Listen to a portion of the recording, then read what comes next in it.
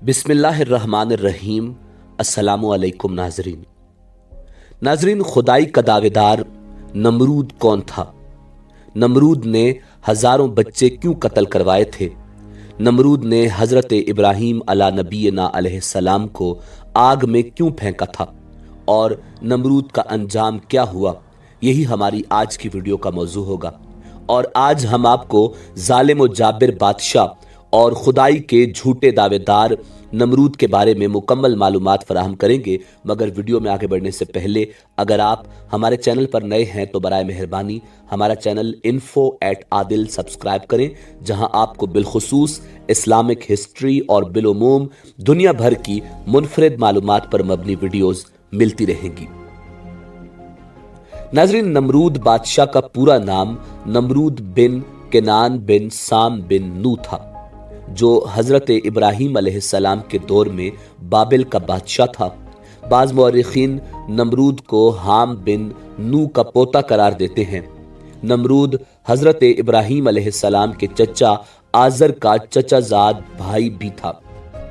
कुरान करीम में नमरूद का नाम सराहत के साथ बयान नहीं हुआ, मगर सूरह बकरा और सूरह अंबिया में इसका जिक्र आया है। वो बुत परस्त था और उसकी सल्तनत में बुत परस्ती राज थी। नमरूद चूंकि सदियों से बादशाह था, इसलिए दिमाग में रऊनत और अनानियत आ गई थी। सरकशी और तकब्बुर और गुरूर तबीयत में समा गया था। नाजरीन, तफसीर इब्न कसीर के मुताबिक नमरूद तकरीबन 400 साल तक हुकूमत करता रहा।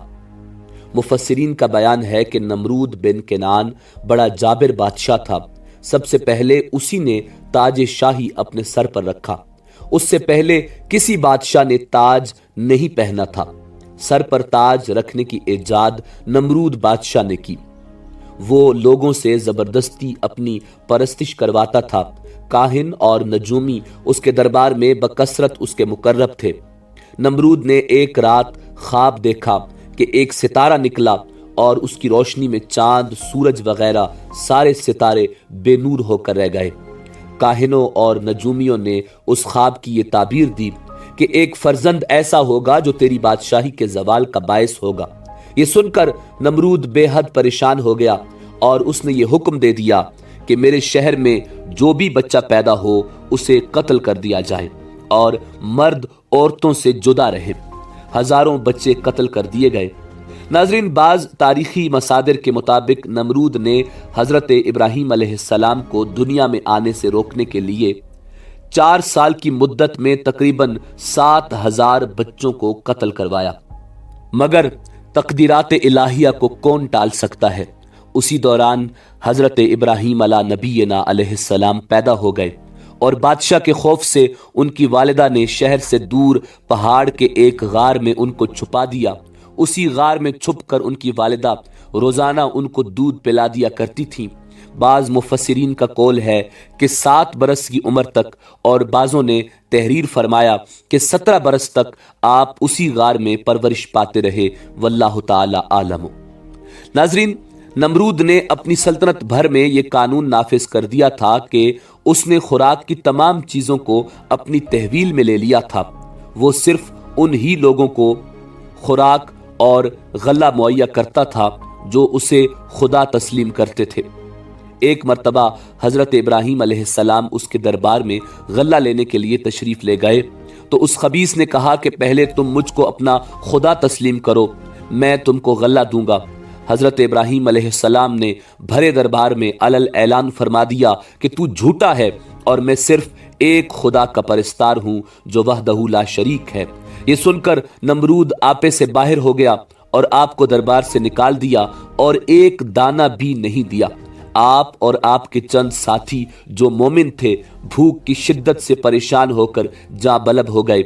उस वक्त आप एक थैला लेकर एक टीले के पास तशरीफ ले गए और थैले में रेत भर कर लाए और खुदावंद कुद्दूस से दुआ मांगी तो वो रेत आटा बन गई और आपने उसको अपने साथियों को खिलाया और खुद भी खाया।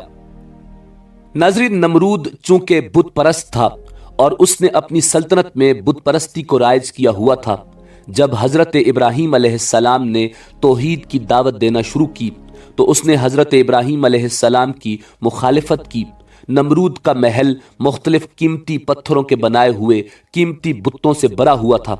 نمرود بتوں کی پوجا کرنے کے ساتھ خود بھی خدائی کا دعویٰ کرتا تھا۔ حضرت ابراہیم علیہ السلام مختلف طریقوں سے لوگوں کو توحید اور یکتا پرستی کی طرف دعوت دیتے رہے۔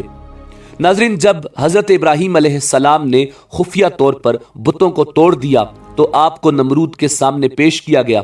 اس موقع پر حضرت ابراہیم علیہ السلام نے نمرود کی ربوبیت کے رد اور خدا کی وحدانیت کو ثابت کرنے کے ارادے سے نمرود سے مناظرہ کیا۔ یہ مناظرہ لوگوں کے سامنے برگزار ہوا اور اس کا تذکرہ قرآن کریم میں سورہ بقرہ میں اس کی طرف اشارہ کیا گیا ہے۔ قرآن کریم کی سورہ بقرہ کی آیت نمبر 258 میں نمرود اور حضرت ابراہیم علیہ نبینا علیہ السلام کے مکالمے کا مفہوم کچھ یوں بیان کیا گیا ہے کہ اس مناظرے میں حضرت ابراہیم علیہ السلام نے فرمایا، میرا خدا لوگوں کو زندگی اور موت دیتا ہے۔ اس کے جواب میں نمرود نے کہا، میں بھی زندگی اور موت دے سکتا ہوں۔ نمرود نے اپنی اس بات کو ثابت کرنے کے لیے 2 قیدی لانے کا حکم دیا، پھر ان میں سے ایک کو آزاد کرنے اور دوسرے کو قتل کرنے کا حکم دیا۔ گویا جسے آزادی دی اسے زندگی عطا کی گئی اور جسے قتل کیا اسے موت دی گئی۔ اس موقع پر حضرت ابراہیم علیہ نبینا علیہ السلام نے فرمایا کہ میرا خدا سورج کو مشرق سے نکالتا ہے، اگر تم بھی خدا ہو تو سورج کو مغرب سے نکال کر دکھاؤ۔ نمرود حضرت ابراہیم علیہ السلام کی اس بات کا جواب نہ دے سکا۔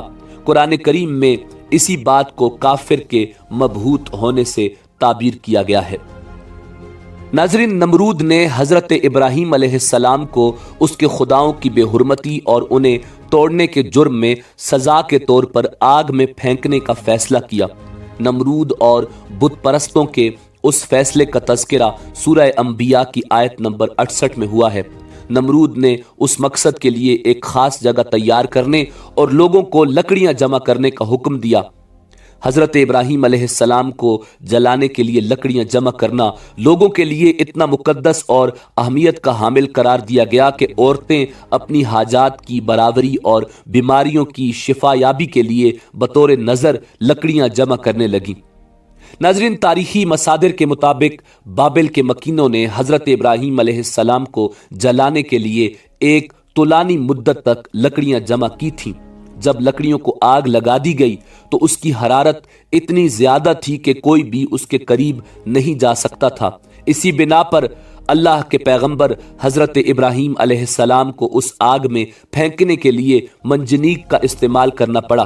قرآن کریم کے مطابق جب حضرت ابراہیم علیہ السلام کو آگ میں پھینکا گیا تو خدا کی طرف سے آگ کو ٹھنڈا ہونے اور حضرت ابراہیم علیہ السلام کو نہ جلانے کا حکم ملا۔ یوں یہ آگ حضرت ابراہیم علیہ السلام کے لیے کوئی نقصان نہیں پہنچا سکی۔ ناظرین، اس واقعہ کے چند دن بعد جب نمرود کا اس جگہ سے گزر ہوا تو اس وقت بھی آگ کے شعلے بلند تھے، مگر اس وقت اس کا تعجب انتہا کو پہنچا جب اس نے دیکھا کہ اللہ کے پیغمبر حضرت ابراہیم علیہ السلام آگ کے شعلوں کے درمیان صحیح و سالم بیٹھے ہوئے ہیں۔ اس نے حضرت ابراہیم علیہ السلام کو نزدیک سے دیکھنے کے لیے ایک بلند و بالا مینار تیار کرنے کا حکم دیا تاکہ اس پر جا کر آگ کے شعلوں کے درمیان حضرت ابراہیم علیہ السلام کو دیکھا جا سکے۔ جب نمرود کو یقین ہوا کہ آگ نے حضرت ابراہیم علیہ السلام کو کوئی نقصان نہیں پہنچایا، اس وقت اس نے حضرت ابراہیم علیہ السلام سے کہا کہ تمہارا خدا بہت بڑا ہے جس نے تجھے آگ سے محفوظ رکھا ہے۔ اب کیا تم آگ کے شعلوں کے درمیان سے باہر آ سکتے ہو؟ حضرت ابراہیم علیہ السلام نے فرمایا، کیوں نہیں، میں باہر آ سکتا ہوں۔ نمرود نے دوبارہ کہا، اگر آپ آگ کے اندر بیٹھے رہو تو کیا آپ کو کوئی نقصان نہیں پہنچے گا؟ حضرت ابراہیم علیہ السلام نے فرمایا، نہیں۔ اس پر نمرود نے حضرت ابراہیم علیہ السلام سے باہر آنے کی درخواست کی، جس پر اللہ کے پیغمبر حضرت ابراہیم علیہ نبینا علیہ السلام آگ سے باہر آ گئے، جبکہ آگ اس وقت بھی شعلہ ور تھی۔ ناظرین، نمرود نے جب یہ معجزہ دیکھا تو حضرت ابراہیم علیہ السلام کو آزاد کر دیا اور خدا کی راہ میں 4000 گائے پر مشتمل قربانی پیش کی۔ حضرت ابراہیم علیہ السلام نے فرمایا کہ جب تک تم ربوبیت کے دعوے سے توبہ کر کے خدا پر ایمان نہیں لاؤ گے تمہاری قربانی قبول نہیں ہوگی۔ نمرود نے خدا کی تلاش اور ان سے لڑنے کے لیے اپنے پالتو عقابوں کے ذریعے آسمان کی طرف پرواز کی۔ بعض تاریخی کتب میں نمرود کے آسمان کی طرف پرواز کرنے کی داستان کو مختلف انداز میں پیش کیا گیا ہے۔ ان مصادر میں آیا ہے کہ نمرود نے خدا سے مقابلہ کرنے کے لیے ایک بلند و بالا مینار بنانے کا کہا، جو مینار بابل کے نام سے مشہور ہوا، جو کچھ مدت بعد خدا کے حکم سے نابود ہوا۔ بعض مفسرین کے مطابق سورہ نحل کی آیت نمبر 26 میں اسی واقعے کی طرف اشارہ کیا گیا ہے۔ اس آیت میں خدا نے کافروں کو اس عمارت کو تباہ کرنے کی طرف اشارہ کیا ہے جسے لوگوں کو دھوکہ دینے کے لیے تعمیر کیا گیا تھا۔ ناظرین، آسمانوں میں خدا کی جستجو سے جب نمرود نا امید ہوا تو ایک فرشتہ انسانی شکل میں اس کے پاس آیا اور اسے یکتا پرستی کی نصیحت کرتے ہوئے کہا، اے ضعیف انسان، خدا سے ڈرو اور اس کی نافرمانی سے بچو، کیونکہ خدا کی قدرت اور طاقت تم اور تمہاری فوج سے کہیں زیادہ ہے۔ اگر وہ چاہے تو تجھے اپنی سب سے ضعیف مخلوق کے ذریعے ہلاک کر دے گا۔ اس موقع پر نمرود نے اپنے علاوہ کسی اور کی بادشاہی سے انکار کرتے ہوئے خدا سے مقابلے کا تقاضا کیا۔ فرشتے نے اسے اپنا لشکر جمع کرنے کے لیے 3 دن کی مہلت دے دی۔ 3 دن کے بعد خدا کے حکم سے مچھروں نے نمرود کے سپاہیوں پر حملہ کیا، جس کے نتیجے میں اس کی ساری فوج فرار ہو گئی۔ کچھ مدت بعد وہی فرشتہ دوبارہ نمرود کے پاس آیا اور اسے اس کے لشکر کی شکست کی یاد دیتے ہوئے خدا پر ایمان لانے کا کہا اور قبول نہ کرنے کی صورت میں موت واقع ہونے کی دھمکی بھی دے دی۔ نمرود نے اس دفعہ بھی دعوت قبول نہیں کی۔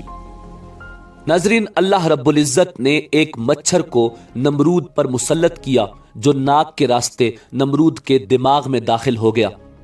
نمرود کے سر میں شدید درد شروع ہو گیا اور درد کی شدت یہاں تک تھی کہ وہ اپنے ہاتھ اپنے سر پر مارنے لگتا، جس سے مچھر کچھ لمحے کے لیے آرام سے بیٹھ جاتا، یوں اسے بھی آرام ملتا۔ اس کے بعد جو بھی نمرود کے پاس آتا اس کے احترام میں ہاتھ کا بوسہ لینے کی بجائے اسے آرام اور سکون دینے کی خاطر اس کے سر پر جوتے کے کئی وار رسید کرتا تھا۔